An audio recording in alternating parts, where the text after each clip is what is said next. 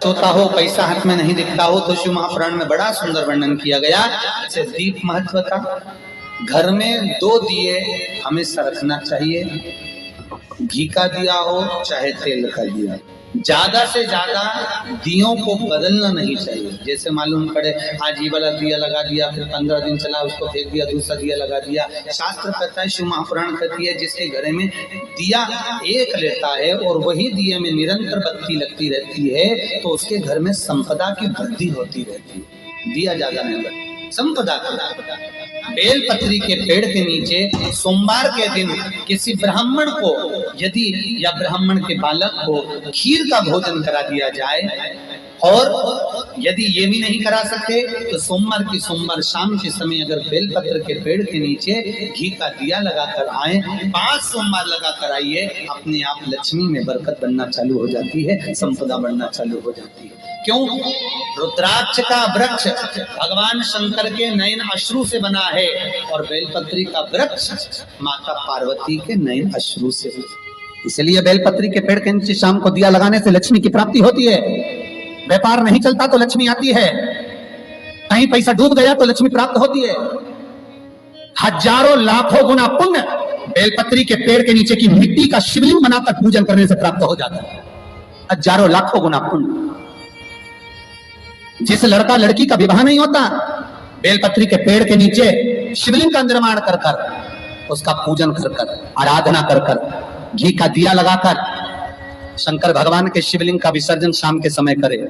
एक घी का दिया मंदिर से विसर्जन के बाद आकर फिर बेलपत्री के पेड़ के नीचे लगा, और बेलपत्री के पेड़ के नीचे लगाकर 7 परिक्रमा बेलपत्री के पेड़ की कर ले। झोली पसार का प्रणाम करके बेलपत्री के पेड़ के नीचे की मिट्टी को सिर पर लगा ले और चले जाए। 3 से 4 महीने के अंदर उसका विवाह पक्का हो जाता है। महाराज ये साधारण नहीं है। लक्ष्मी तू इसके नीचे निवास, इस बेलपत्र के नीचे तेरा निवास है, तू यहाँ रहे। पहले भी कथाओं में करा है, कैसी भी रोग हो, कैसी भी बीमारी हो, बस निवेदन इतना है, अगर ज्यादा बीमारी घेर कर रखी है, 1 लोटा पानी, कलश में जल, थोड़ा दूध, और जो व्यक्ति बीमार है उसका वस्त्र उस लोटे को छू लाना, एक बेलपत्र उसमें पटक दो, और शंकर भगवान पर, शिवलिंग पर, कोई भी शिवलिंग जो मंदिर में हो, चाहे वो गुप्तेश्वर शिवलिंग हो, कुबेरेश्वर हो, माहेश्वर हो, बटकेश्वर हो, पिपलेश्वर हो, नर्मदेश्वर हो, सोमेश्वर हो, नादेश्वर हो, धनेश्वर हो, हरीश्वर हो, कोई भी शिवलिंग जो आपके नजदीक में हो, जो मंदिर आपके पास में, 1 लोटा पानी ले जाकर जो बीमार है उसके नाम से नाम और गोत्र बोलकर शंकर को समर्पित कर दो। महाराज मुझे पूर्ण विश्वास है मेरे शिव पर आराम लग जाएगा। लगभग आधा घंटा, 1 घंटा, 2 घंटा।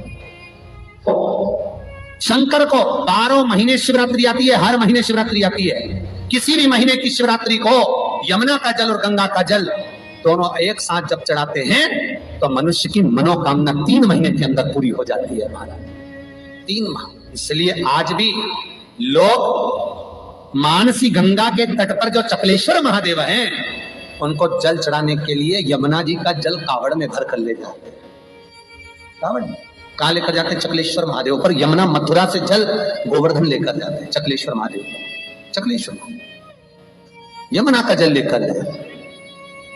शास्त्र कहता है मानसी गंगा के तट पर, गिरि गोवर्धन जी की परिक्रमा में जो मानसी गंगा पड़ती है, मानसी गंगा के तट पर चकलेश्वर महादेव विराजमान है। यमुना जी का जल भरकर जो प्रदोष के दिन चकलेश्वर महादेव को 3 बेलपत्र, 1 शमी का पत्र उसमें कलश में डालकर, 7 चावल के दाने उसमें डालकर, जिस व्यक्ति से पैसा लेना हो वो नहीं दे रहा हो, रुपया अड़ गया हो, कहीं व्यापार में डूब गया हो, धन नहीं आ रहा हो, वो जल जो शंकर जी को, चकलेश्वर महादेव को समर्पित कर देता है, उसका धन गया हुआ 6 महीने के अंदर उसके पास वापस प्राप्त हो जाता है। चकलेश्वर महादेव। मैं फिर निवेदन करूंगा, जीवन में अगर दुख है, तकलीफ है, कष्ट है ज्यादा, तो शमी वृक्ष की 108 पत्तियां, 133 पत्तियां, 111 पत्तियां, शमी वृक्ष की पत्तियों को लो, शंकर भगवान पर समर्पित करो, फिर जल चढ़ाओ, फिर समर्पित करो, फिर जल चढ़ाओ, फिर समर्पित करो, फिर जल चढ़ाओ। 133, 111 122 जितनी बार बन सके समर्पित कर कर आपका दुख शिव से कहो, शंकर सुख देगा, ये सुख देगा। कई लोग कहते हैं भगवान शंकर को भांग प्रिय है। शिवरात्रि के दिन लोग रात भर भांग घोट घोट के शंकर भगवान का नाम ले लेके खूब पीते और बदनामी मेरे भोलेनाथ की करते कि शंकर जी का प्रसाद है। जितने लोग कहते हैं कि शंकर को भांग प्रिय है, कहीं एक जगह पर शिव महापुराण में लिखा हुआ बता दो कि शंकर को भांग प्रिय है, कहीं एक जगह पर। और शिव पुराण जाने दो तो लिंग पुराण के अंदर बता दो, कहीं पद्म पुराण में, अग्नि पुराण में, नर्मदा पुराण में, भविष्य पुराण में, नारद पुराण में, बरहा पुराण में, जहां तुमको मिल जाए वहां लिखा हुआ बता दो कि शंकर को भांग प्रिय है। तो फिर क्यों देवता का नाम बदनाम करना? कई लोगों ने शंकर जी के ऐसे ऐसे फोटो बना रखे कि शंकर जी गांजा पी रहे हैं। ओ भैया, पीना तुमको है, नाम उसका बदनाम कर दो। कई जगह पर भगवान शंकर के ऐसे चित्र बना दिए कि शिव को भांग की प्रियता है। बेलपत्र यदि लक्ष्मी प्रदान कर रहा है, बेलपत्र यदि आपको संपदा प्रदान कर रहा है, तो शमी पत्र आपको वैभव प्रदान कर रहा है।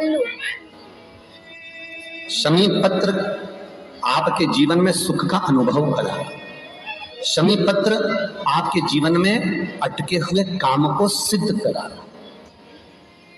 वैभव, कार्य सिद्धि, सुख, ये शमी पत्र प्रदान करता है। इसीलिए बेलपत्र तो केवल भगवान शंकर को चढ़ती है, बेलपत्र गणेश जी को चढ़ती है, देवी को बेलपत्र, और शमी पत्र एक ऐसा पत्र होता है, 33 कोटि देवता शमी पत्र को पाने के लिए, 33 कोटि देवता शमी पत्र के सुख का आनंद पाते हैं। ऐसा 33 कोटि देवता। शमी का पौधा कब भगवान शंकर के शरीर से प्रकट हुआ? बेलपत्री का पौधा तो माता पार्वती के नयन अश्रु से प्रकट हुआ। रुद्राक्ष का पौधा भगवान शंकर के नयन अश्रु से प्रकट हुआ। और शमी का जो पौधा है वो उमा और महेश। जब माता पार्वती का एक अवतार हुआ था, उमा अवतार, जब माता पार्वती उमा अवतार लेकर प्रकटी थी, तब भगवान शंकर महेश्वर बनकर प्रकटे।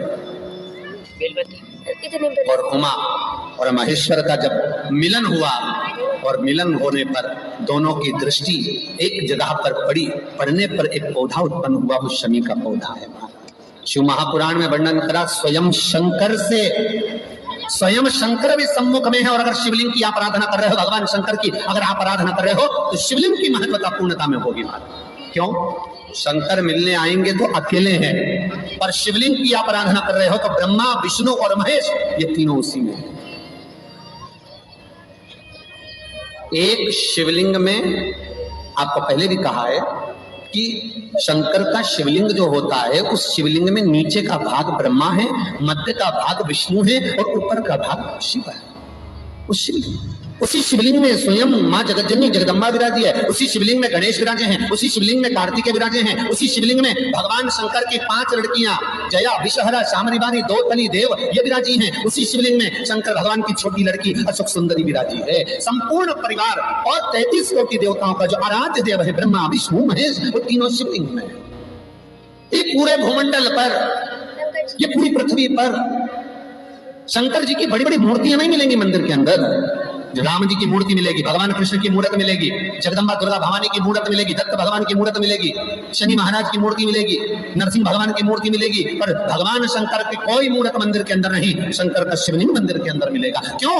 क्योंकि शंकर कहते हैं मेरे लिए ब्रह्मा, विष्णु, सारे देव मेरे अपने हैं, मैं इनको छोड़ नहीं सकता, वो मुझ में रहे। पार्वती मैया कहती है भोलेनाथ में समा। दुनिया के लोग कहते हैं, मेरे पास में अभी कुछ समय पहले नारद जी आए थे, नारद जी ने कहा क्यों उस भंगेड़ी से शादी करते हो, क्यों उस गंजेड़ी से शादी करते हो? तो क्या आप भांग खाते हो? क्या आप भांग खाते हो? शंकर भगवान बोले नहीं पार्वती, दुनिया खाती है, मुझे तो भोग लगाती है, तो तुम कुछ बोलते क्यों नहीं हो? दुनिया के लोग तुम्हारे सामने भांग रख देते हैं और तुम कुछ बोलते नहीं। अरे पार्वती क्या बताऊं, समुद्र मंथन में जब विष निकला, उस विष को मैंने पिया, पीने के बाद मेरे मुख से कुछ बूंदे जमीन पर गिर गईं। कैलाश पर्वत पर बूंदे गिरी, सांप और बिच्छू ने ले ली, कुछ बूंदे जमीन पर गिर गई, जिससे पौधा उत्पन्न हो गया भांग का।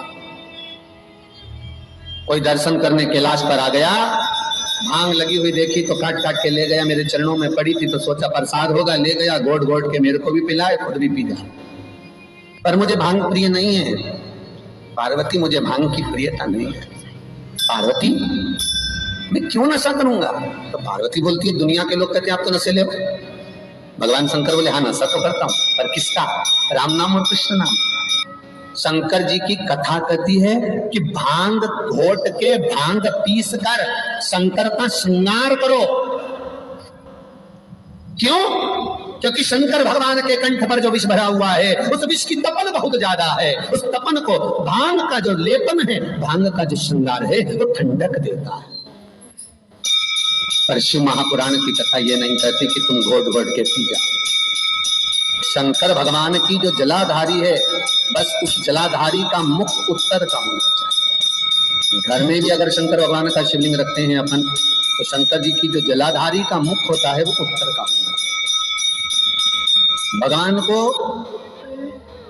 जब भी बेलपत्र आप शिवलिंग पर समर्पित करते हैं तो ये डंडी का मुख आप जहां बैठकर कर रहे हो, आप उधर बैठे हो, इधर बैठे हो, इधर बैठे हो, जहां तुम भगवान शंकर के सामने बैठे हो, इस डंडी का मुख तुम जिस जगह पर बैठकर बेलपत्र समर्पित कर रहे हो, तुम जिस जगह बैठकर बेलपत्र चढ़ा रहे हो, तुम जिस जगह बैठकर बेलपत्र को भगवान शिव को समर्पित कर रहे हो, इस डंडी का मुख आपके ठीक विपरीतता के भाव में होना चाहिए।